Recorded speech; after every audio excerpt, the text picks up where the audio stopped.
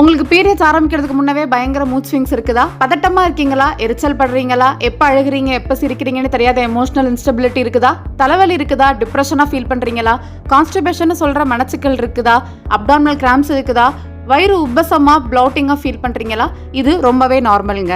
இதை தான் pre menstrual syndrome, அதாவது PMS அப்படின்னு சொல்கிறோம். இது பீரியட்ஸ் ஆரம்பிக்கிறதுக்கு 4லேருந்து 5 நாளைக்கு முன்னவே ஆரம்பிச்சிடும். இதுக்கு காரணம் என்னென்னு பார்த்தீங்கன்னா, ஃபீமேல் ஹார்மோன் ஈஸ்ட்ரோஜன் லெவல் கம்மியாகிறது தான்.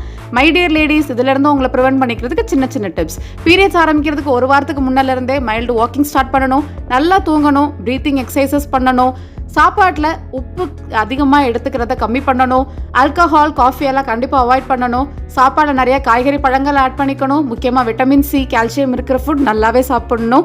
மெயினாக டெய்லி ஒரு பனானா ஆட் பண்ணிக்கிறது ரொம்ப நல்லதுங்க.